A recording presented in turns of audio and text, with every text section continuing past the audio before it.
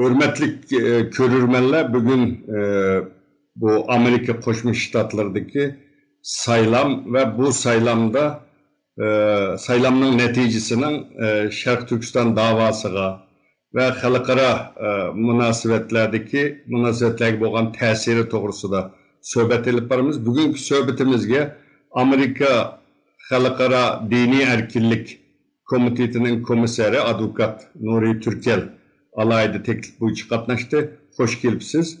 Yana Uygur Tadqiqat Enstitütü'nün müdürü stratejiye mutaxassisi Doktor Erkin Ekrem Efendi. Siz mi hoş gelipsiz? Hoş bulduk. Bugün Şarkı Türkistan meselesi halkaralaşkan. Hem bu koronavirüsüdün tüpeyle dünyanın iqtisadı da nayti qalaymuqançılık bulup atkan, Türkiye'nin O'rta Şarkıda ve dünyanın nurgun yerlerinde her xil tokunuşlar bulup atkan bir mezgilde Amerika Koşmuş Ştatları'da bu saylam, prezident saylam ötküzüldü. Hazır bütün dünyanınki dikkati Amerika Koşmuş Ştatları'da kaç gündün bu yan Türkiye'nin bütün televizyonları da Nah meydandan Amerika'daki saylam birli vatıdı. Demek Amerika Koşmuş Ştatları dünya siyasetindeki örneği Amerika'nın ait yukarı diyen gibi. Amerika'daki bu saylam elbette bugün Uygurlarının mı dikkatini tartıp atkan bir mesele. Bugün şuna bu saylamda asasen hazır enik boldu. Televizyonlardaki haberge karaganda Joe Biden'ın ki saylanış ihtimalının yukarı ikenligini asasen enik boğallığını davet edi televizyonlarda. Bugün bu meselede Amerika'da yaşavatkan Avukat Nuri Türkel Efendi hazır Amerika'dan, Washington'dan katışvatıdı. Bu mesele, bunu sorayımız bugün. Nuri Türkel Efendi Amerika'da hazır Joe Biden kazandı mı, utup çıktı mı? Bu 46. katımlık Amerika'nınki prezidenti Joe Biden boldu desek bulamdı hazır.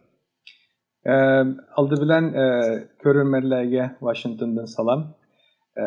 Siz ilk ötkendek bütün dünyanın dikkati hazır şu Amerika'daki prezident sayılmağı merkezleşip kaldı. Bundaq boluşunun sebebini yaxşı bilmez. Hem de Amerika'da yötelsi dünya zukan bolup ketedi degan söz var. Şunun için bu Amerika'da dünya sahnesini dünya sahnesinde orun tutup yeteklep mağandığan bu rehberninki doğru bir durus adam buluşu, kabiliyetlik oluşuna ait mühim bir mesele. Hem de hazır bu devam kıvatkan talaş tartışmanın sebebi asasen şu Amerika'da hem de Amerika Koşmuş Ştatlığı dep atıldı bilirse 50 ştat var. 50 ştatninki bu saylam meselesi ştatlara verilgen bir hukuk imtiyaz. Şunun için bu saylamını avaz bergen vatandaşlar özünün ştatında avaz bergendikin şu ştatda avaz qarab şu ştatninki şu her ştatda belirlegen umumiy saylam numuru boyunca toplam 272 etken çağda prezident saylamda layaqatlangan buludu. Endi hazır bir yerdeki vaziyet bu Covid'nin sebebinden bu saylamninki saylam günü avaz berişinin biraz kolaysız olduğunu göz tutup Amerika halkıga bu poçta arkalık avaz beriş müştak imtiyazı verilgen. Bu poçta arkalık avaz beriş imtiyazı nait önümlük boğanlık sebebinden saylam gününün aldıdılan 100 milyon yakın halk avaz berip boğan. Lekin bu nazuk bir mesele boğaçka sandıkını açmagan bulan. Açmayı saylam boğan günden başlap azırçam sanatıdı. Çünkü saylam günü de avaz verilse maşindilam ölçeydiğen, sanaydiğen boğun üçün biraz kolay oladı. Öz vaxtideki burunqı saylam neticeleri şu günün özü de cemaat ilan kılınған ahvallar var. Hem de hazır bu saylam mutlak köp sandıksı tahminen 160 milyonga yakın Amerika vatandaş bu kıtım saylam avaz bergerlikini doklat kovadıdı. Şunun içinde hem de 100 milyon yakın vatandaş bu avazını poçta arkalık mail-in vote deyimiz bergen. Yani onu sanaşka vaqt getirdikken Ondan keyin yana bir nazik mesele var. Bu yerda 330 milyon nüfusla devletde 160 milyon adam demiş ki, öncelik adam ovoz berdi deganda bu Amerikada, bu Avstraliya ve başka devletlerge o'xshamaydigan bir sistem var. Bu prezident saylamiga ovoz berish vatandoshlarning majburiyati emas. Xalash huquqi var. Xalasa ovoz beradigan, xalamasa ovoz bermaydigan. Mesela Trump'ın yaqinda sahnadan tushgan davlat bexatarlik maslahatchisi ochiq ochkari jamoatchilikka uni qo'llamayman, buni qo'llamayman, shuning uchun ovoz bermayman deb ovoz bermadi. Mana shunday ahvol bor. Shu hamda shu tizimli ovoz berganlarning soni 160 milyon atrofida o'xshaydi. Bunun ichida hozir saylanganlarning ichida 70 milliondan ortiqi Donald Trumpga 73 milyondan ortiqi Joe Bidenga ovoz bergan ahvol bor. Endi mushunchalik son sifirning ichida yana nima 270 degan so'z chiqdi degan savol kelishi mumkin. Amerikada bu o'z vaqtida davlatni qurgan chog'da bular hammadan bir yetarlik vakolat huquqi bo'lishi kerak degan nishonga yetish uchun bu representative vakil xarakterli demokratiyani o'rtaga chiqarib nopostninki az ko'pligi yoki yer ziminining cho'ng kichikligiga qaramasdan bütün shtatlarga ikkidan senatorning ovozini bergan. 100 ovoz bor. Senatorning 100 var. O kengash palata a'zosi deymiz. Undan keyin shu shtatningki nopostning az ko'pligiga qarab turib bu kengash avam palatasiga a'zo bo'ladigan huquq bergan. Endi hozir bu yerdagi 270 asosiyatning imkon chog'da shu 100 senator bilan kongressmenning to'plantisiga o'xshaydigan bir raqam. Buni oddiy tilda tushundirganda shundoq. Mesela nemishqa Joe Biden'ning bir dillam 100ning atrofida turgan raqam Oregon, Washington, ondan keyin Kaliforniyaniki ovozi tizimlangandagilar biroqla 200 ga ortib ketadi degan savol kelishi mumkin. Chunki Kaliforniyaning nufusi 40 millionga yaqin bo'lgani uchun ularning ovozi mijiq. Shu biroqla menda o'rlakni hozir shu prezidentlik shu electoral college electoral vote popular vote deb ishkini araydi. Popular vote degani shu shaxsiy vote. Adam beshi ovoz. Electoral vote degani shu shtatlarga berilgan son. Endi bu mushi bo'yicha hisoblaganda hozir shu 270 ga yetmagan uchun davomli sanalayotgan uchun buning natijasini ko'rolmaymiz. Endi bu yerda shu 270 ga yetkazadigan bu battleground state degan bir hukm bor. Jang maydoni shtatlar degan. Endi hozir bu yerda bir muncha jang maydoni shtat mavjud. Arizona, Nevada deymiz, Pennsylvania deymiz, Georgia deymiz, North Carolina. Endi bularda dastlabki bosqichda ba'zida Biden, ba'zida Trump oldida mengayotgan, pochtadan kelgan biletlar sanalayotganligi uchun, pochtadan kelgan biletlarning ko'pincha Bidenga berilgani uchun bu Bidenning nimasi yuqorilab hozir shu jang maydoni shtatlaridagi nisbatda uni oldiga o'tib 170 dan ishib hatto 300 gacha ketadigandan keyin qiyos bo'lyapti. Endi hozir shu an shu so'z qilayotgan minutlarda Bidenning 253, Donald Trump'ninki 213 ovozga erishganligini ko'rib turibmiz. Endi bu shunday bir vaziyat. Endi bu hozir yillardan ilib kelayotgan bu saylamda 2014dagi George Bush bilan John Kerry eski saylamda shunda, uning oldi 2000dagi shunda, 2008da shunda, hatto 2016da shunda bu popular vote deyilib prezident bo'lamagan ahvol ko'p. Mesela 2000-yili Al Gore popular vote'da George Bush'tan jiq ovozga erishib prezident bo'lamagan. 2016-yilmi Hillary Clinton popular vote ovozda kishi beshiga ovozda yuqori, lekin bu shtatlarga berilgan ovozda 270 ga yetmagani uchun prezident bo'lamagan. Endi hozir vaziyatda Joe Biden ham kishi beshlik ovozni oldida, shtatlarga berilgan kollektiv ovozni oldida. Bu sizga ma'lum Amerika demokratiyaning beshig'amdi. Butun dunyoga demokratiyani umumlashtiramiz degan bir davlat. Hozir hamda axborotlarda shu yili ishlatganligi to'g'risida Trump'ninki shuni deganligi to'g'risida xabarlar chiqyapti.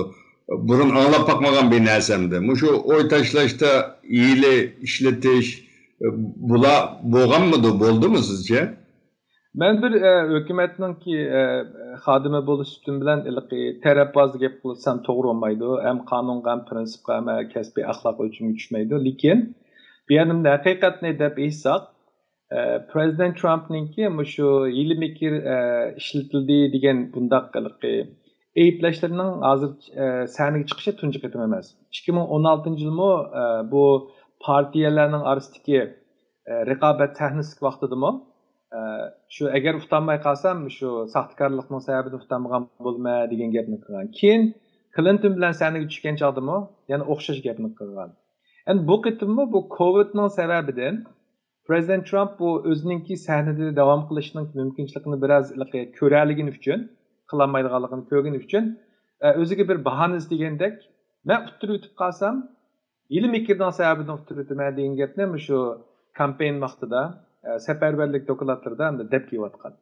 Şu anda bir yerde bu prensip cihati aytgan chog'da bu bugünkidek mushundaq kollektiv ovozning sanılib 272 yaqlashib qolgan, yiqilishib qolgan bir mezgilda Amerika prezidentining tunji qitim bundaq bir gap qilish hisoblanadi. Chunki Amerikaliklarda deyilmagan bir milliy axloq bor. O deyilmagan milliy axloq prezidentga nayt hurmat qiladi. Aqsarayga hurmat qiladi. Hükümetiga hurmat qiladi. Anadan vatanparvarlik tuyg'usi nayt kuchli Amerikaliklarda. O da teşvik qiladigan bir axloq o'lchami emas. Masalan, 4 yilda bir qitim 1-ayning 20 kuni soat naq 12 da 11dan 59 minut o'tgan chog'da sahnadan tushadigan prezidentninki bütün eşyaları, uskunlari mashinaga tayyor besilib 12 da chiqish kerak qo'radi. Chunki 12 da qasam beradi Amerikaning Kongress binosida. Endi ondan keyin bu saylam tutgan kuni birisi itiraf qilib, birisi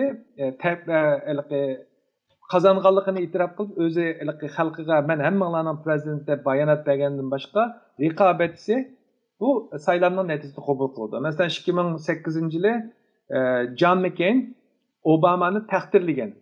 Bizningki bir bu dağvogan bir tarixi va millat vatan bo'lish üstimiz bilan bir kartellik milletidan bo'lgan bir kartellik kandidatning bugünkidek sahnaga chiqishi uchun davlatimizning shon sharafi degan so'zni qilgan. Mushunda qilqi so'zlilmagan bir axloqiy prinsip, onadagi bir ijtimoiy bir nima bor, o'lcham. Bu o'lchamlar bugungi kunda biroz qilibdi chiqib qoldi. Masalan, yolg'on so'zlashlarning hisobi yo'q. Ondan keyin mushunda paksiz gap qilishlarning hisobi yo'q.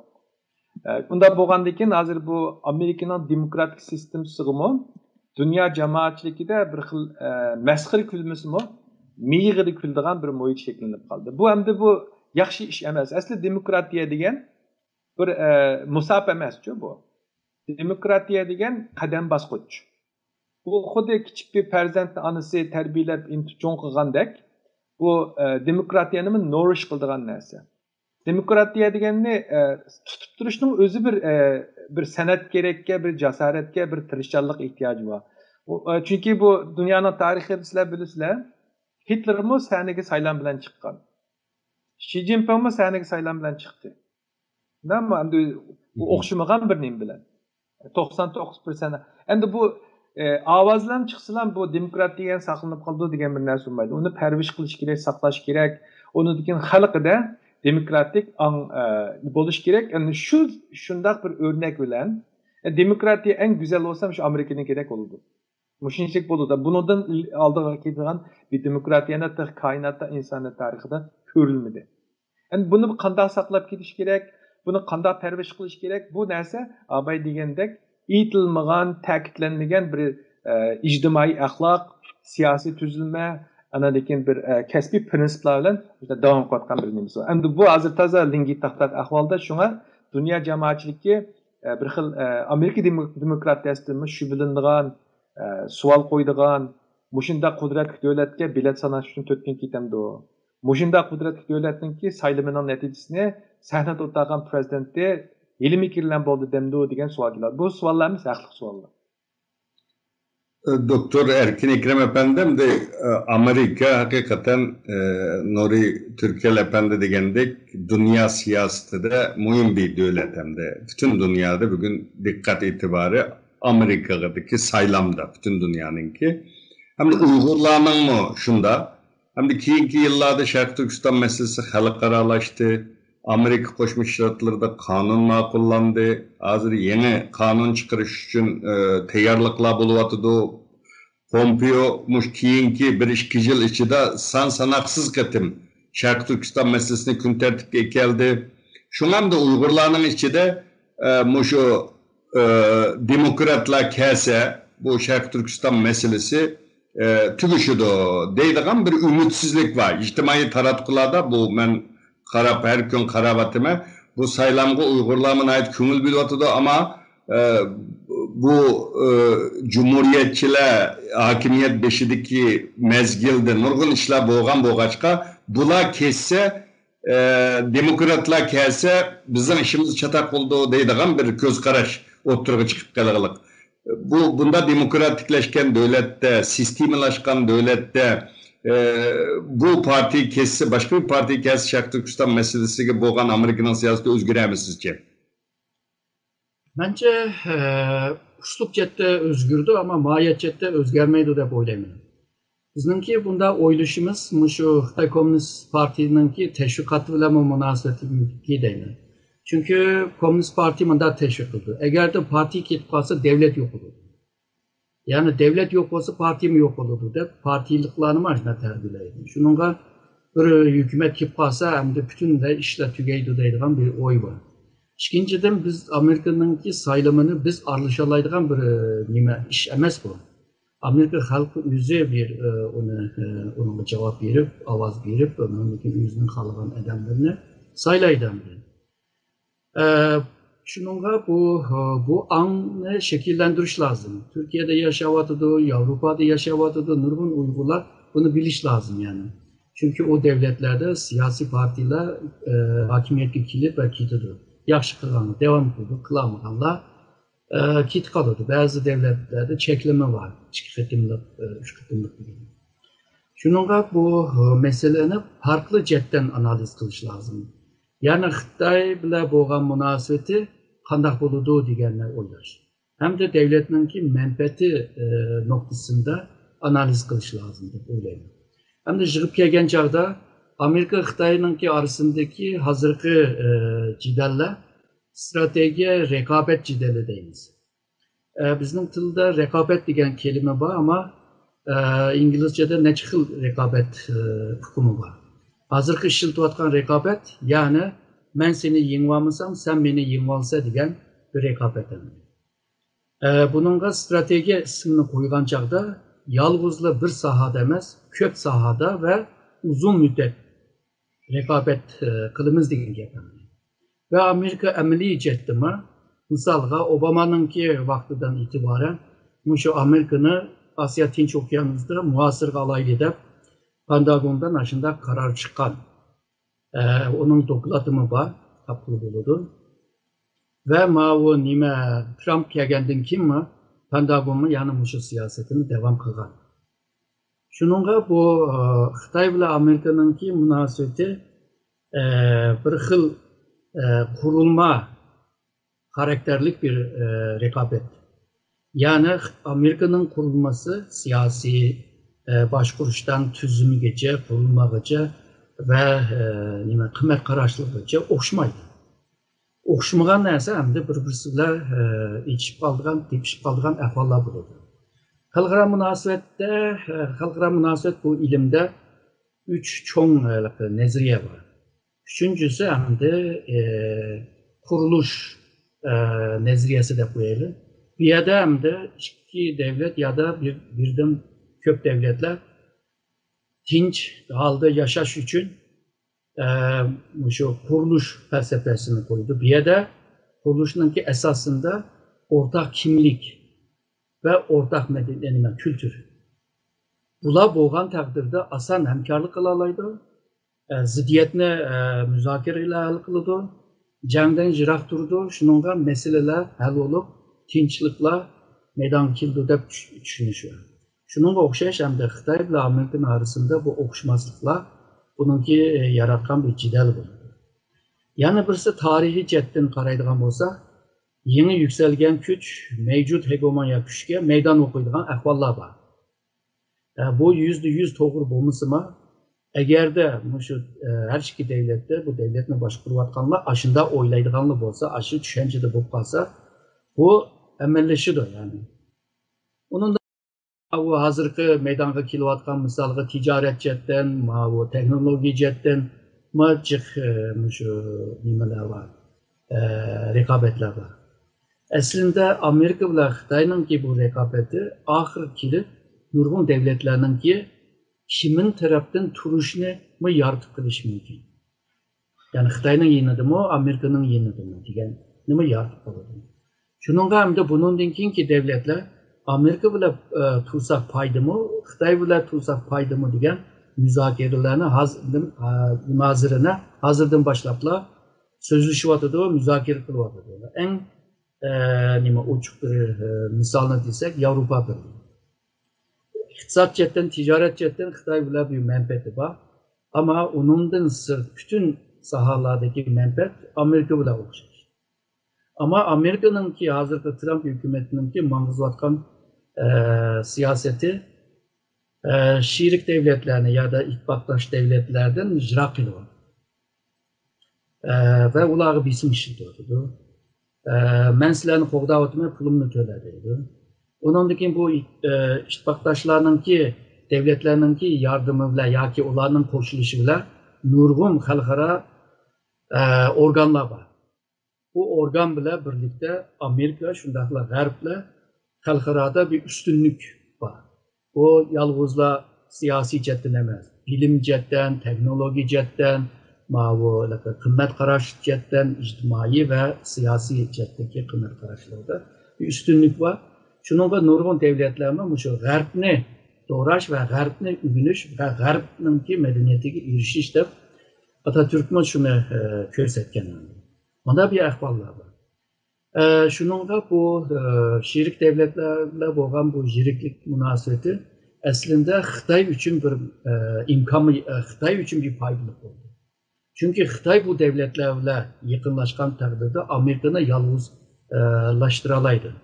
Yeganeleştirip koyduğun bir imkanını Xitay'la 2013'ten itibaren bunu düşendi.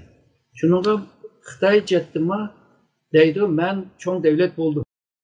Benimki hürmetimni kılsa deydi. İtibarımla hürmet kılsa deydi. Şununla sen bunu kılmagan takdirde o vaxtıda menimle ciderleşki başladın degan köz qaraştı. Hem de muşu hazır ben sanap gelgen muşu meselelerini yığıp gelgen çağda Uygurlarga qanchalik bir faydası var ve ziyni var deganini ko'ralaymiz. Yani Amerika Xitoyning arasındaki bu jidal devamlı kıldıgan bolsa Uygurlarning xalqaro sahnede ya da dünyada faaliyet ilip berishinde bir imkan yaratgan bo'ladi.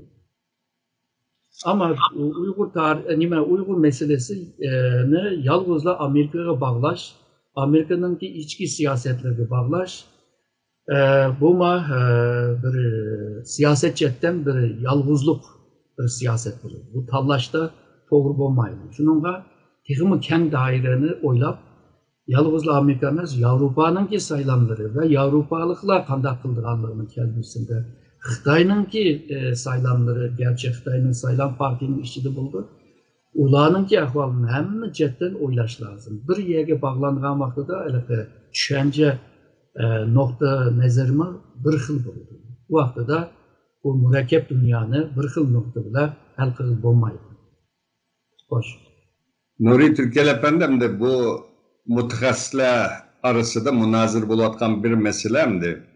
Şu keyinki yıllarda Amerika Qo'shma Shtatları mesela Trump hükümeti Dünya Seyyah Teşkilatı'na yardımını to'xtatdi, u yerdan chiqamiz dedi. Birleşken Devletler İnsan Hakları Komisyonundaki vekilini chiqarib oldi degandek bu dünyadaki xalqaro cho'ng teşkilatlardan chekindi Trump hükümeti. Şuna Amerika öz işçiga nim kıldı, kiçiklep mağdı.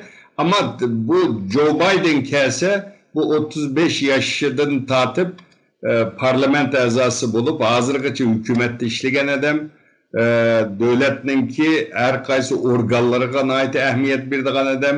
Şuna kelgüsüde Amerika yana aç halkara teşkilatlarda güçlük bolsa Xitay bilen mi Xitayga mı tenkileyleydi, mücadele kılaydı. O vaqtida anandaki dünyadaki bazı insan hakları, demokrasi meselelerine ko'ngil bo'lalishi mumkin deb manda da'vat. Siz bunga qanday qaraysiz? Bence doğru göz qarash o. Nemişke degende bu Trump hakimiyeti sizning xabaringiz var bu siyasi cihetteki normallikni biraz yıltızdan komur etti. Bulup mu şu Xitaylarga lebbey deydigan, yol koydigan, bir kuni durus yolunu tapıdı deydigan mındaq bir xayışlar asas cihetten köpüktek yok avatıdı.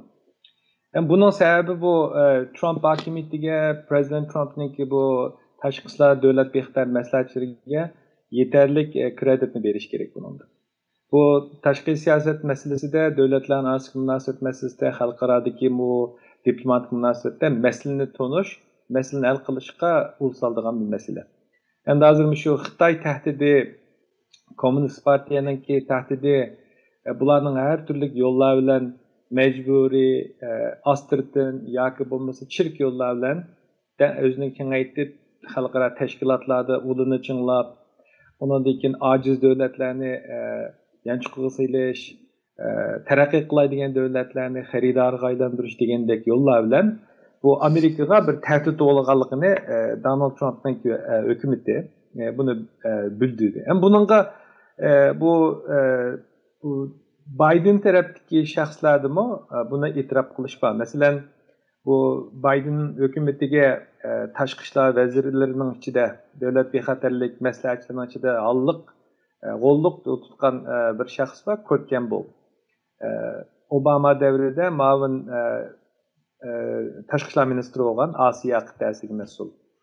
Bu Avstraliyadagi bir suhbatida de necha yildan oldinmi degan, bu yaqindami dedi. Bu Donald Trump'ning bu shu masalani tonutqiniga e'tirof qilish kerak. Buni shunga Uyg'ur masalasi chiqsin yoki Tibet masalasi chiqsin, Hong Kong masalasi chiqsin, tijoriy masala chiqsin, o'rtaq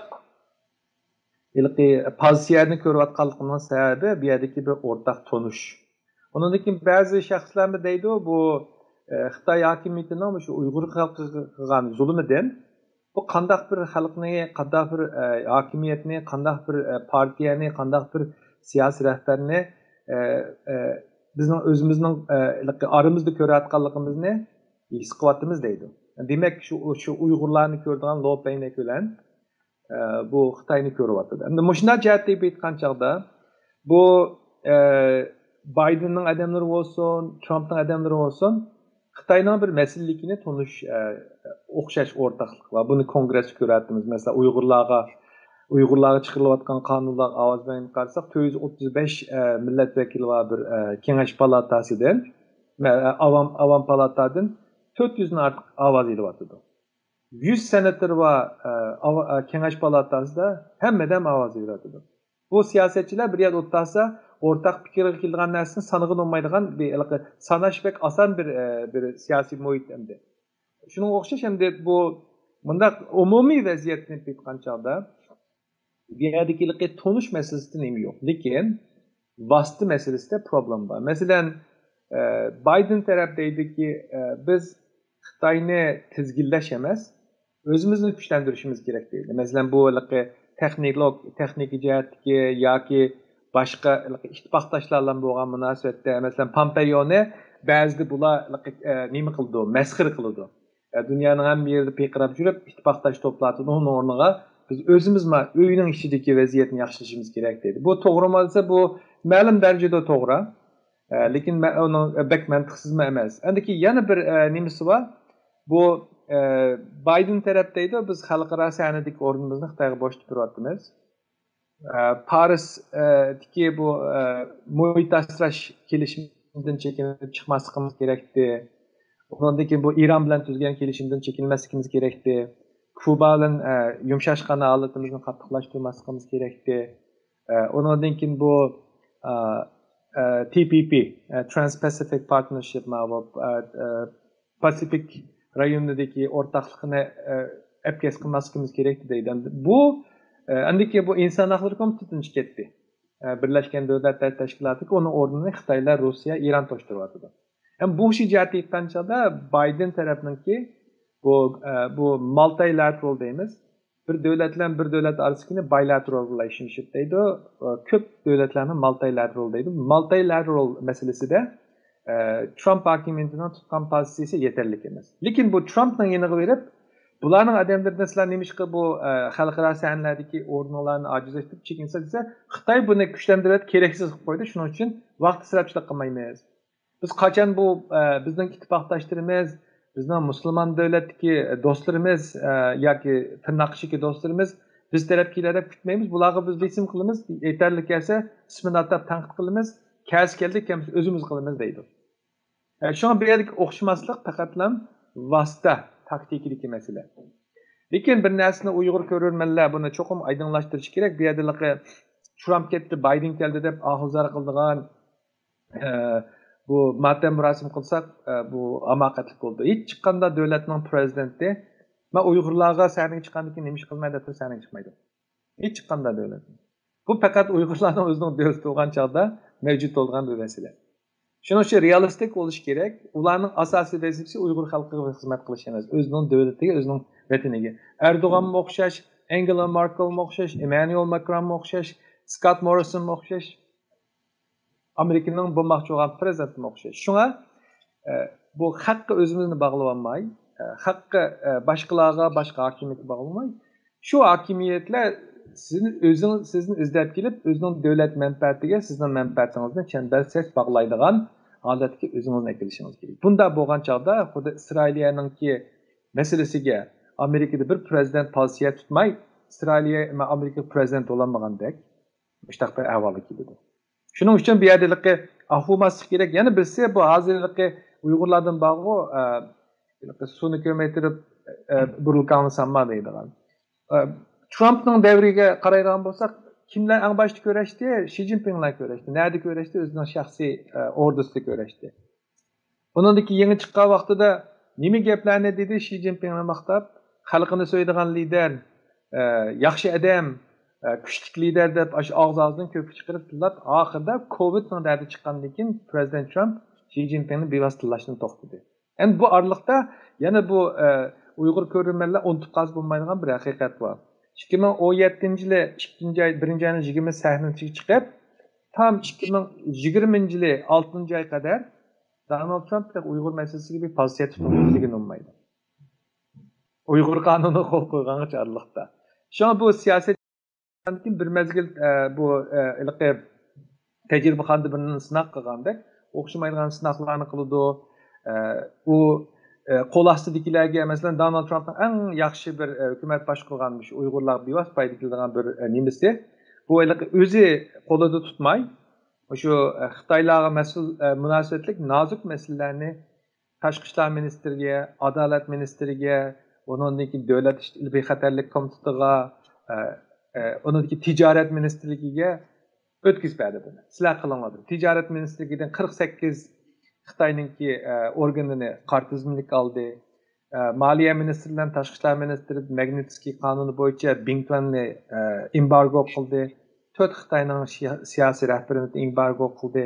Undan keyin bu Amerikaning ichki ishlar ministri Homeland Security'dan Amerika qonun samgak bilan kelayotgan mahsulotlarni to'rab uning tadbiri qo'llanadi. Endi bu yerda bu siyosatni aslida Uyg'urlar o'zi ovoz beradigan ovozni berib, Donald Trumpning o'tkazgan shu yaxshi unumli siyosatini Biden chiqsin yoki Donald Trump qolsin davomini ko'rishimiz kerak deb talab qilish kerak. Bu bir demokratik davlatda bir normal ish, ham qilish tegishli ish. Bu yerda shunga u partiya kessin, yo birisi kessin, buning ahvolmaslik kerak. Hech qanday bir siyosiy rahbarga taxtini bog'lab olmaslik kerak. Siyosatchi degan o'zining davlatining manfaatidan chiqarish qilib ish qiladi. Uchinchidan, u şu partiye ayırmaydigan, sınıf ayırmaydigan, irq ayırmaydigan, ahlakı mecburiyetlik dep biladigan bir siyasi hareketini ming ta'sida barpo bo'lyapti. Shuningki davomida turtki bo'lish kerak. Doktor Erkin Ekrem Efendi hem de sizge ma'lum Orta Asya Türkiye Cumhuriyetlerinden kalsa Türkiye en köp Uygur olturaklaşkan devletlerden biri.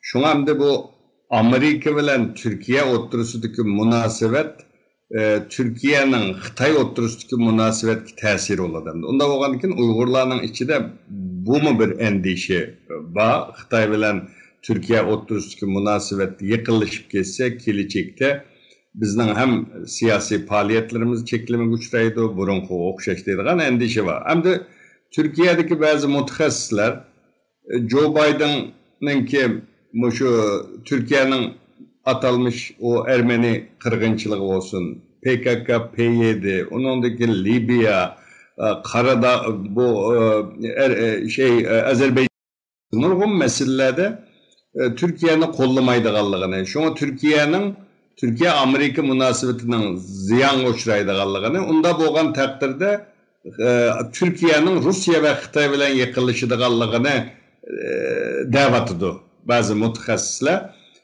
Siz bununla kanda karaysız. Yani elbette Türkiye bilen Amerika'nın uzun yıllık bir tarih münasebeti var. Şimal Atlantik Ehdi Teşkilatı aza ticari münasebeti var ama Otur Şarkı'da ve dünyanın nurgun caylarında iki devlet oturusundaki menfaat tokunuşu vardı. Şuna bulup nazik mesele olan PKK meselesi de Amerika bilen devamlılık tokunuş içinde.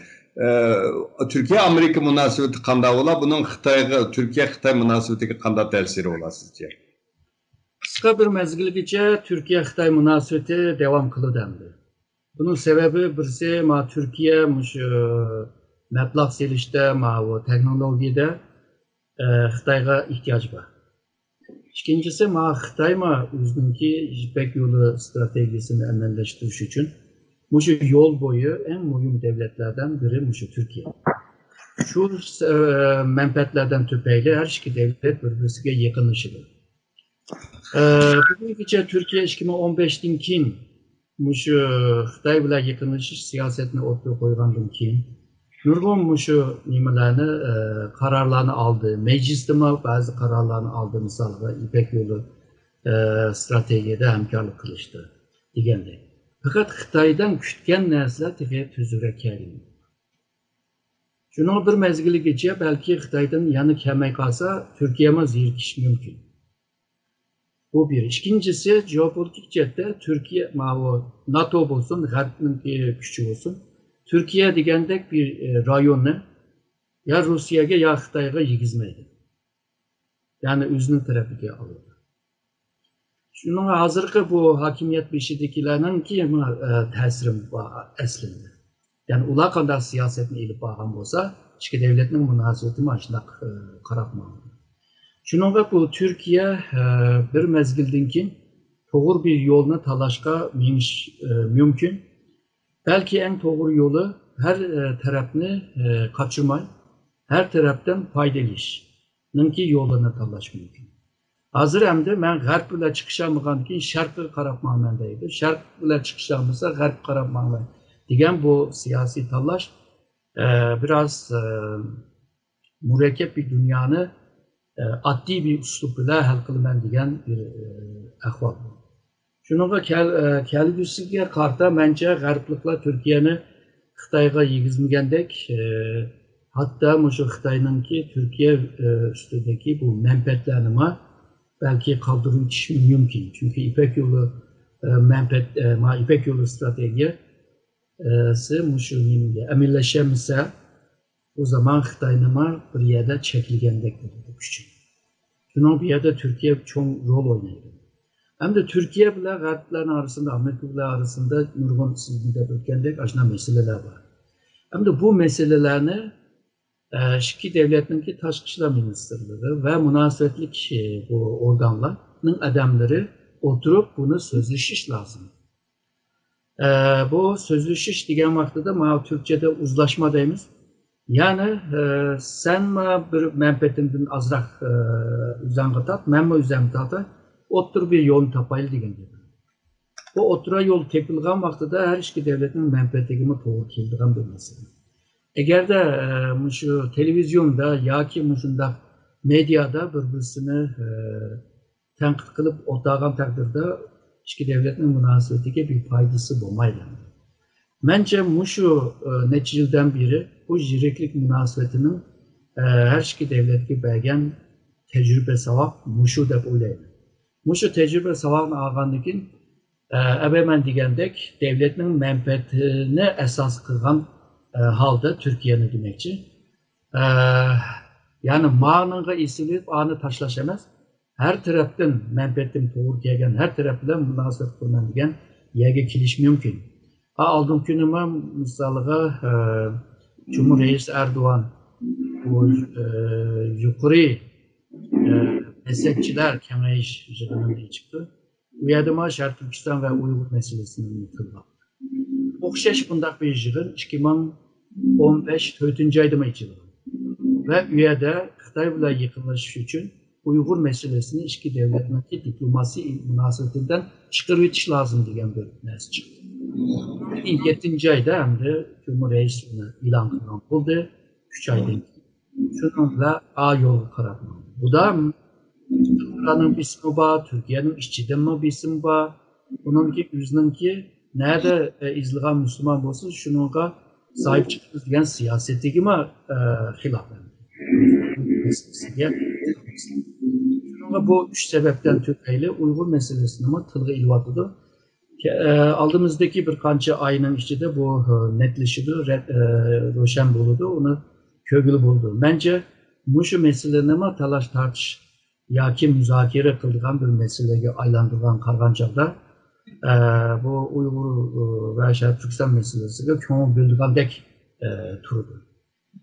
Ama hükümetin içinde bu Uygur meselesi Amerika'nın Xitayga karşı boğaçqa işletken bir esvap deb ko'rgan var.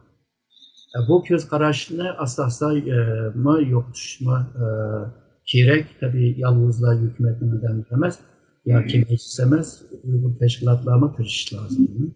Ularni o'zgartirib ve ularni qoyil qilish lazım. Çünkü Türkiye Amerika münasebeti bu halıga kelmesinden evvela Şarkı Türkistan meselesi zaten var. Yani tarihten biri var. Bugün 136. Sonra bu mesele mevcut. Yani bugünkü konjonktürel bir meseleye bağlap durup Şarkı Türkistan meselesini yoki Uygurlarning tartıyotgan bu zulmni ko'rmaslikdan kelish to'g'ri emas. Bence bunu Türkiye'ye yaxshi tunishtirgan vaqtida Türkiye bu meseleye qarab belki Uygur meselesinde G'arb bilan bo'lib Amerika bilan belki bir hamkorlikka kirishimi mumkin. Rahmet sizge. Doktor Nuri Türkiye efendim de ahırda yani bir sual. Hem de Türkiye'de saylam boğa vaxtıda bir saylamını ilan kıldığan, kimden utup çıkanlığını ilan kıldığan bir idare ilan kıldı. Siz abiyatını dep öttünüz. Amerika Koşmuş Ştatları da utup çıkan adam, tutturup etken adam hazır prezident telefon kılıp, ana ben hem de tutturup ettim, sana muvaffakiyetlikler tileyim edip vazifeni tapşırıp edikken. Ama hazır hem de axbaratlarda ilan kılınışça Trump sotka əzi qıptı. Bu əzi bir taraf boğuça, yani 2-3 yıl Amerika'da şunda qalaymaqançılıq çıkıtıdı deydiğen teşvikatlar buluyordu. Bu Xitay medyasında mı buluyordu, başka devletlerde mi? Amerika'da iki parti arasında, koçalarda bir qalaymaqan namayış, özara tokunuşlar çıkıtışı mümkün dep. Ama bazılar deydi Amerika'daki organlarına güçlük bunda iş bulmaydı o dedi. Siz hem Washington'da yaşavatkan bir kişiye Amerika'da turvatsız. Bunun qanday qaraysınız? Bu endişlerinin ki fakat asası yok deginim bulmaydı. Lekin o endişlerinin ki bundak endişlerinin ki reallıkta mevcut oluşu köpünç vaqtida bu diktatör tuzumidiki yoki bir adamning kontrollidagi davlatlarda bo'ladi isyon ko'tarilish. Bu Amerika'daki bir sistemsida political genius deymiz. Bu öz vaqtida şu 1787-yili şu hazırki asas kanunu tuzib bu devlet sistemi kurgan çağda bular haq hukuk yoki imtiyoz bir adamga jug'inib qolmasin. Angliyaning podshohligidan qochib kelib, bu yerda yana bir podshohlikqa bog'lanib qolmaydi deb. Chunki Amerikaliklar aslida isyonkor xalq bu. Yevropadan qaçqan çağda bir adam hem çirkavning beshi, hem podshoh, hem davlat beshi, hem askarning beshi olamdi deb hech kelgan bular. Shundan o'qachqa bularning qinida bir isyankorlik nimasi bor. Shu sababdan bir adamga bir huquqning bir narsaning jo'g'inib qilishni yaxshi ko'rmaydi bular. Ham uning sistemida Constitution'da, Amerikaning Constitution'da uningga ruxsat qilinmaydi. Shu sababdan Amerikaning Kongress, Oliy sud mahkamasi prezidentni davlatni uchga bo'lib boshqaradi bu yerda. Bu yurt teshida, Amerikaning teshida yashaydiganlar buni toza tushunib ketolmaydi. Amerikaning Kongress, masalan, men tava bo'lgan bu Amerikaning Milliy Majlisi ma'lum jihatda prezidentning bekrak kuchli kerak. Masalan, Amerikaning Kongressidan tasdiqlamasa, Amerikaning prezidenti bir davlat bilan kelishim hozirlab, kelishim imzo qo'ya olmaydi. Amerikaning Kongressidan tasdiqlamasa, Amerikaning prezidenti ministrini xizmatga tayinlanmaydi. Kabinetning amaldorlari xizmatga tayinlanmaydi va dunyoning har yerlariga elchi bertanmaydi. Amerikaning Kongressidan tasdiqlamasa, Amerikaning prezidenti maliye kuchi olmaydi, hukumat faollaşıp to'xtaydi. Bunday ishni jiq ko'rdik. Amerikaning Kongressining qonun tuzib bermasa, bu ijro olmaydi. Endi buni orqada yana ko'rilmaydigan bir kuch var. Oliy sud mahkamasi 9 oliy sudchidan tashkil topgan oliy sud mahkamasi var. Endi bu yerda faqat bu Amerikaning prezidenti men o'sha o'ttag'ini qimirlamay o'ttar degan ish yo'q. Endi buni hozir çünkü bu hazırki prezidentinki bu karakteri, bunun ağ görünüşünü unutup kalsak olmaydı. Bu hazırki prezident bir ömürde başkalarına emir verip, özünün diginini kılıp, yaşap gelgen bir ticaretçi, bir bayının evladını gelgen bir milyoner adam. Bunda adamlarının siyaset kısmında bir sistemi kurulmayacaktı ki, çünkü Joe Biden'daki 37 yıl senatör olan, 8 yıl muavin prezident olan adamlar okşamaydı. Ticari dünyadaki mantık olan göz karışıyla siyasi dünyadaki mantığa göz karış okşamaydı. Siyasi dünyadaki göz karış mantık olan akademik dünyadaki okşamaydı. Bir yerde şuna bu siyasetçilerinki bazı o siyasetçi diyen gap o bir bazı kinayi manası olan bilen o şu kesme ehli diyen söz. Bu şuna bir yerde düşüncene ait roşan buluş gerek. Bu Amerika'da bir sağlam bir sistem var. Tehdit var mı? Tabii var. İnsan bayağı lekin bir yerde bir sağlam sistem bo'lgani uchun uchga bo'lib boshqarilayotgan. Shunga bir yerde bir sağlam chiqadigan bir ahvol mavjud deb bilamiz. Hozir masalan Donald Trumpning bu saylanma natijasini e'tirof qilmaganligida Kongressning ko'zi qarashi qandaydir deb Kongressdagi siyosiy shu qonun tuzuvchilarga nisbatan haq bir taqozolik bilan uning pozitsiyasini kutyapti. Asta chiqyapti. Mesela meni xizmat tayinlagan Nancy Pelosi xonim bilan Donald Trump ikkisi hisobda siyosiy raqobatchi, lekin davlat manfaati kelgan chog'da, davlat manfaati deganimiz milliy bexatarlik, iqtisodiy manfaat, axloq o'lchamiga kelgan chog'da Amerikaliklarda nihoyatda birlikka darhol keloladigan bir xarakteri bor. Bugun chiqib mana tunugundan beri bu saylovning adolatligidan, odilligidan shubhalangan prezidentga nisbatan özünün partiyasının içinden selbi inkaslı çıkıyordu. Bu bir sağlam iş. Bunda ahval başka devletler nait az görüldü. Hem de bu Donald Trump bir azıcık şu senedeki imtiyazın faydalanıp bu saylam haksızlık bomba deyiz, bir illegallik var diyen gilam, biri bunu mahkemelerden görüp tekşirip devletin parlatışırıp uğraşılmaydı. Bu senin delilin ne mi, ispatın ne mi diyen soru çıkıyor. Hem o bile sanaydığı ya da Donald Trump otlamağın için, bu 50 ştatın kildiğen bir nim boğun için, 50 ştat Amerika'nın 50 devlet. Bu bizim bu Uygur köremeller, şu Uygur dost braderliğinden sual kilidi. Bu Amerika neymiş kılmış Covid meselesini beceremediğidir. Bu beceremezliğinin sebebi bir yer 50 devlet var. Amerika'nın prezidenti sağlamlık, marif, onundaki yerlik, bexatarlik meselelerinde ama bu ştat hakimiyetiga emir verilmeydi. Amerika'nın prezidenti tashqi siyaset devlet müdafiiyerde pul muamelede güçlük olan bilen bu devletin ichki siyosatida unchalik güçlük emas. Bu sağlamlık meselesi hatta Amerika'nın 50 ştatınki saqchilarning uniforma bu formasi 50 xil. O'xshamaydigan forma kiydi. 50 shtatning o'zining parlamenti bor, o'zininki saylami bor, o'zininki sog'lomlik sistemi, o'zininki ma'rif sistemi bor. Shunday bo'lgani uchun bu Amerikaning prezidenti chiqib, sen maska taqa, ayat o'tta, meyat o'tta deb emir berilmaydi. Bundaq bir sistem bo'lg'achqa, endi buning bedelini endi xalqlik masalaga kelsak, Donald Trump qanday qilib bu holga tushib qoldi. Bu yil 7-oyda Demokratik Partiyaning a'zolarimi bu Joe Biden'ni mush yishida qanday davlat boshqurdi deb ananikin bu Xitoy masalasini bu ojiz yumshoq deb tanqid qilgan ahvollar bo'lgan. Ko'z yetmagan. Chunki Amerikaning aholini bu 2-3 oyda bu Covid'dan chiqib sog'lom bir holat kelib, iqtisodini boshqadan jonlantirib, vaksinalarni o'rtaga chiqarib qildi degan hozir u bo'lmay, hozir 11-oyninki birinchi haftasi bitish oldida Amerikada hozir kuniga 1500'den 2000 adam o'lyapti. Hem bununla qanday bir normal bir cemiyet bu sahnede o'tgan adamni eyibki buyurmay yana siyosatni ko'rmaslik o'talaydi, bu mumkin emasdi.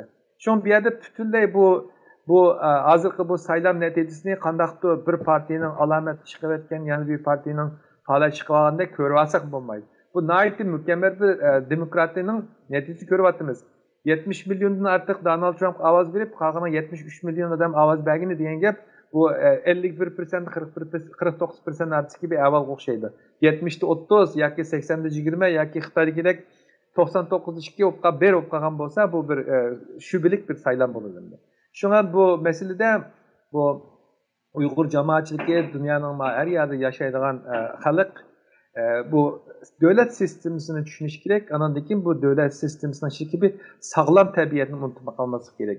Endi men bu savolingizga javob berish bilan bir narsani qo'shimcha qilib ketay dedim. Abay siz Türkiye bilan Amerika arasındaki münasebetini sordunuz. Bu yerda Amerika bilan Xitoy arasındaki münasebet to'g'risida gapirish kerak. Chunki mening xizmatimning tavallikidagi bir ish bu. Chunki ben bu komissioner bo'listim bilan Amerikaning prezidentga bu nimaga tashqi ishlar ministriga kongressga ovoz maslahat beradigan 9 odamdan biri ham shu diniy erkinlikni o'z ichiga olgan xalqaro vaziyat tashqi siyosat masalalarida. Endi men bu ishning ichidagi odam bo'lgani uchun shuni jazmlashtirib deyalayman. Uyg'ur masalasi, Xitoy masalasi burunqidek bir chet kitib qo'ya oladigan, chet tutsin, so'zlashmaylar deydigan bir masaladan o'tib ketib qoldi. Endi bu Trump hukumatiga yetarli kredit berish kerak. Mana tun-kun kecha davom qiladi. Uyg'ur masalasini shu yuqori eng yuksak pallaga ko'tarib, Xitoy masalasini eng yuksak pallaga ko'tarib, orqaga yandirish ya o'chirish tasvirdan bir yerga kelib qo'yish degan bir mundaq bir istakni ko'ryapmiz. Ham shuni bo'g'atadi. Endi hozir o'ylab beqing. Bu Joe Biden saniga chiqdi deyli.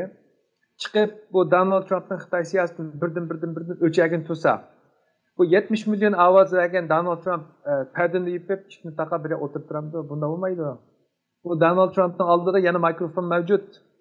Amerika'da Kongres degan bir yer mevcut. Bir yer yani bir moncha Uyg'urlarga sahip chiqib so'zlayotgan Marco Rubio'dek bu Ted Cruz'dek senatörler mevcut. Ondan keyin bu Avam Palatadımı bir moncha milletvekilleri mevcut. Nancy Pelosi bir şey etmedi. Nancy Pelosi 89'un yağı Uygurlarını öz içine alan Xitoydagi şu izlegen milletlerine davasını qilayotgan bir hanım. Ondan keyin hozir bu Amerikaning iqtisodiy sistemasi Xitoy bulg'ab bo'ldi. Bu Uyg'ur masalasini hal qilmay turib qanday bu zincir ta'minlash sistemasini tozalay oladi? Bu mumkin emas. Hozir 2019'un 4-oydan 2020 4-oygacha bo'lgan 1 yil mezgilida şu Xitoyning atalmış Şinjan rayonidan Mishaga Amerika eksport qilayotgan eksport malining miqdori 250% oshgan gap. Yana birisi eng oshgan yana bir davlat Italiya 199% ishibdi. Bu shunday ahvol ostida Joe Biden chiqamdi, Kamala Harris chiqamdi yoki Donald Trump devam kılamdı.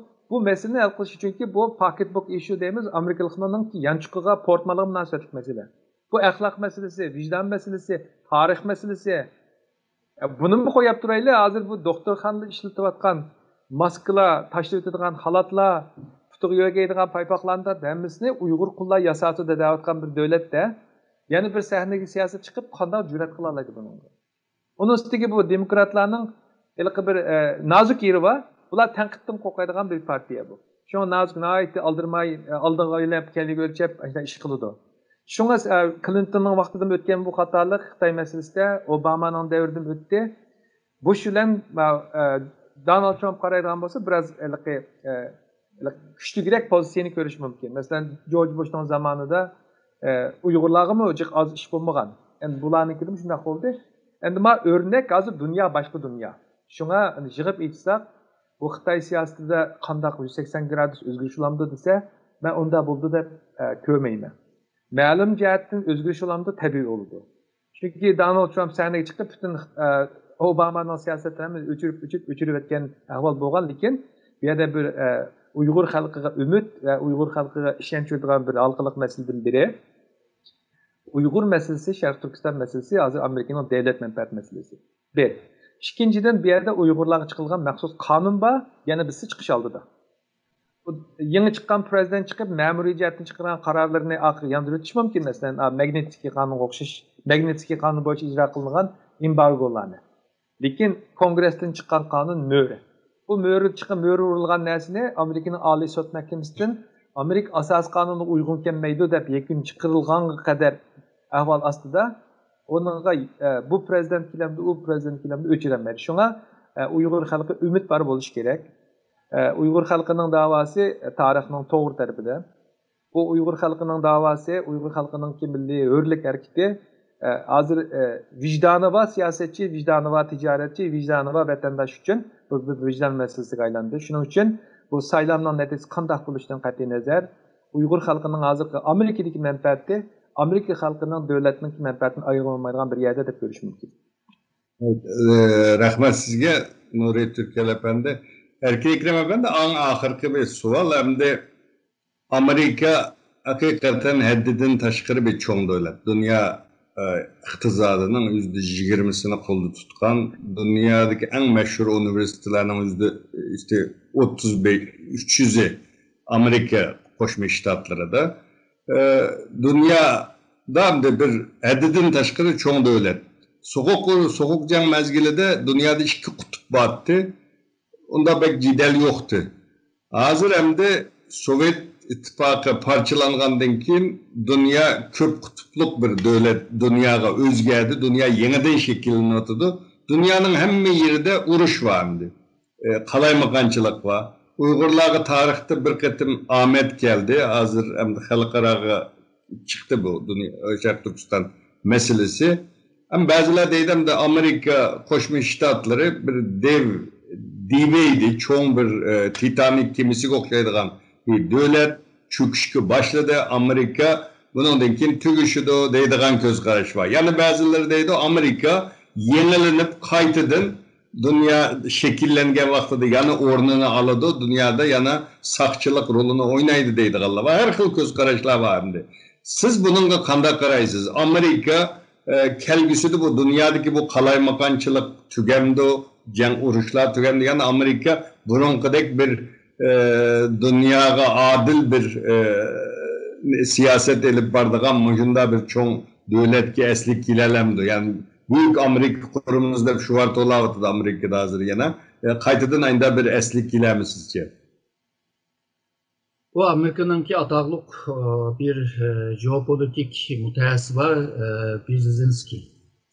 Onunki yazgan bu Yavrasya Şahmat Taxtısı degan bir kitapta, birinci bölümde Amerika degan bu devlet insan oğlununki tarihi boyunca yaratkan en çok bir devlet ve şundakla bütün dünyanın hem yerine tesir yetkizerlerden bir devlet. Bu devletinkin hiçbir devlet bu devletçilik olamaydı deydi. Bu yerde keskin bir ifade işlerken. Yani Amerika'nınki bütün yaşarını tesir yetkizerlerden bir küçük ilgi boğanlığını hemimiz köydük. Bu küçük kiliş için tabii ki nurgun sebepler var. Amerika bu küçük kiliş için 1900 yılından itibaren başlaydı. Birinci Dünya Vuruşu vaktinden itibaren yükselişe karakmandı. Ve 1929'da bir iktisadi krizge uçraydı. Bu halkara bir kriz. Şununla Amerika başka bir nersini ügendi. Yalnız Amerika güçlense bulmaydı ki, Amerika ile birlikte başka devletlere güçleniş lazım. Diyen bir düşünceli kağıdı. Buna İkinci Dünya Vuruşu'ndan kim bakıyordu? Marshall Planı'nı muşu anla icra kıldı. Bu an nereden geldi diyende Amerika'da başka devletlerde okuşmaydıgan bir nime var. Mavu nimdemizemdi. Türkçe diyende revize. Yani bir nersini özgerteleydi. Yani bir yaman iş uçurap kalsa onu tüzdeleydi. Bir yaxşı nersi uçurap kalsa onu terakki kıldıralaydı. Bu terapi boğaşka 1929-30'da bolsun, 1970'de bolsun, 1971-1985 bolsun. Bu çislalarda Amerika her kıtım başında kıyınçılıkla uçurgan ama her daim aşı üzerine tüzdüvaşka, tüzderleydiğen aşı kabiliyetine sahip boğaşka Amerika devamlı güçlü bir devlet olup geldi. Bundan sırt misalga Amerika devamlı teknolojini kolda tutukturdu. Yani yeni teknolojini. Misalga hazırgıca teknoloji 4 basmışını tüketti. Birincisi İngiltere'de peyda oldu. Onun küçüğü bile sanayileşir. Ondan kim Amerika'da, ikincisi Amerika'da oldu. Bu elektrik güçlükten işitiş. Hazır biz körüvatkan, şu işiltivatkan, hazırkı şu bilişim teknolojide koydu Türkçe'de. Yani hazırkı teknoloji. Dördüncü teknolojinin Amerika futur bir işinin makalımaydı. Yani bu yeni teknoloji ile yeni sanayileşme daim yeni bir düşünceyle peyda oldu. Amerika'da evvel siz de öttünüz, dünyada 500 en yaxşı isil üniversite olsa bunun 300'den köp Amerika'da. Bununki manası şu, yani en isil adamı müşahede, en akıllı adamı müşahede, fikir akıl ireleydiğen, ideya ireleydiğen adamı müşahede. Şununla Amerika yaxşı başkurulgan takdirde, Amerika'nın abakımen diyen güç peyda, var. Şununla bu Amerika birden de çökep gidilen ahval görünmeye başladı. Amerika'ma tecrübe savakını yaxşı aldığan bir devlet. Bununla yakın bir zamanda çökep gitmedi ama bir hakikat var. Amerika'nın karşısında 4-5 tane devlet var. Mesela Xitay'dayımız, Hindistan, Rusya, Brezilya diyende. Bu devletlerin yükselişiyle birlikte Amerika'nın bütün yaşarını tesir ettiğinden gücünü acizlaştırıp koydu. Hem de Amerika'nınki yakın zamanda evvelki bizde ötken bazı kılıpleşken ve devamlı netice alalığan bazı siyasetini özgertip etti. Bunun da tecrübe savak alıdı deyip oylaymayım. Bunun dünkü sayılan prezident ve onunki adamları. Şununla yakın bir zamanda Amerika'nın çöküp gidişi kıyın. Ama çöküp gidilen başka devletlerine değiş lazım. Mesela Brezilya güçlüktü, hazır acizlavadıdır. Rusya mı güçlüktü, acizlavadıdır. Xitay mı içki meselelerden töpeyli, iktisattan töpeyli, burunku güçlük mü emek ama bu da hazırca bir dünyanın çok güçlü. Şunda olsa acizlavadıdır. Yani acizlaş umumi bir ahval. Dünyanın hem yerinde bir umumi bir ahval. Türkiye'de mi şunda?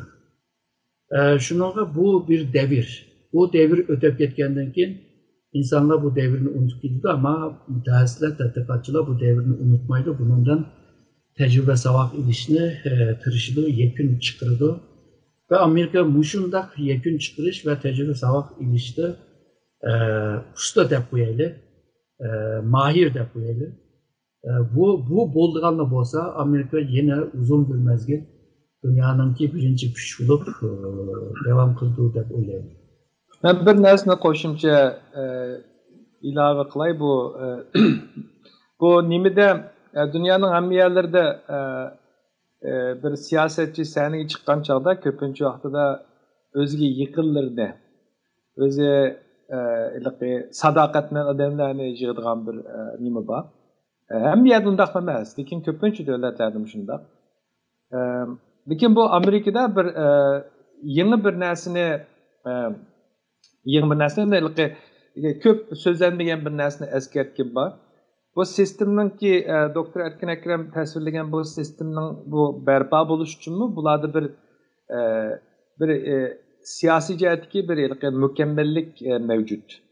Masalan, ba'zi madaniyatda, ba'zi ijtimoiy muhitda, ba'zi siyosat sistemida bu sahnada o'tirgan, boshda o'tirgan inson o'zining kallasini nima kashfini qiladi, faqat adam bilan bo'ladi. Bunda davlatlar ko'pincha o'z vaqtidagi shu podshohlik tuzumlari, imperatorlar davom qilinmagandek, oldiga mangolmaydigan ahvol. Bu yerda o liderni yetaklaydigan adamlar var. Bir turkum adamlar var, liderini lead qiladi. Bu Brzezinski o'z vaqtida Jimmy Carterni yetaklagan inson. Ondan keyin bu Baba Bushning vaqtida, birinchi Bushning davrida onun yanında şundaq nimaları vardı, generalları, danışmanları. Obama'nın devrinde şundaq.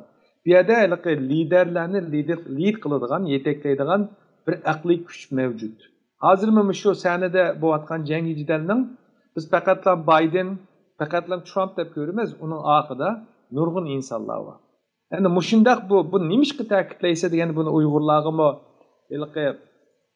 bir o'rnak bo'lsin deb ilova qilyaptimi? Şu teşkilatlarınki siyasi sahnelerni oldida turganlarmi qandaqdı o'zining atrofiga uni labbay deydigan, xo'sh deydigan, xato yo'lga ketmas to'sanmaydigan odamni yig'may, o'z ashlarni yetaklaydigan, ashlarga aqliy jihatdan yetakchilik qiladigan aqlli insonlarni tutib turish kerak deb o'ylayman. Chunki buni ko'ryapmiz Amerikada. Buni ko'ryapmiz muvaffaqiyatli davlatlarda. Muvaffaqiyatli ketayotgan davlatlarda shu an'anadan chiqib labbay deydigan insonlarni atrofiga yig'ib olganning oqibatini ko'ryapmiz. Shuning uchun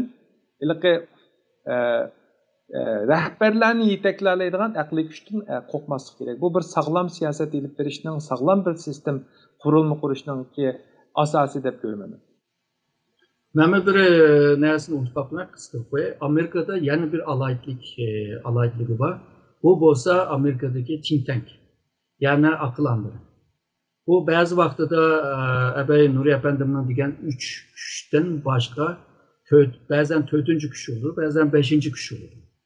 Yani Amerika degan bu davlatga ahli fikr beradigan, ya'ni sistemlashgan va xalqlarning bilmaydigan, ko'rmaydigan fikrlarni, ideyalarni va hal qilish uslublarini, yo'lini tepiradigan odamlar. Yani Amerika'nınki bu mutahassisler, yani think tank'teki mutahassislerin gibiler bu dünyada kılamaydıgan işler yok. Şu cihanda. Ama oylap yetemeyen işler var. Biz aşını oylaydıgan adamlar, yani aşını kıldıgan adamlar. Şununla bu dünyada 7000'e yakın think tank'ler var. Bununki 3000'den köpü Amerika'da. Muşunun yüzüla nurgun narsani anlatqılı bo'ldi. Ya'ni nurgun davlatlar va jamiyatni bilmaydigan ba'zi narsalarni mushu think tanklar yoritib beradi. Shuningga boshqa davlatlardan bir qadam oldida ma'nolaydi. Undaqda Amerika agarda mana Abay degan va Nurinin degan ba'zi Amerikaningki alaytlikni Amerika yutib qo'ygan taqdirda Amerika balki ish qilishi mumkin. Rahmat sizlarga bugun qimmatli vaqt ayirib bu Amerika'daki prezidentlik saylama ve bunun Şarkı Türkistan davası bo'lgan ta'siri to'g'risida nəhayət qimmatli söz qarashlarini o'ttirib qo'ydilar. Advokat Nuri Türkel efendi sizga Uyg'ur instituti nomidan ko'p rahmat aytaman. Doktor Erkin Akram efendi sizga rahmat aytaman. Men rahmat aytaman. İleriki programmada qayta ko'rishaylik. Xo'sh bo'lsin. Sizlarga ko'p rahmat. Allohga emanet.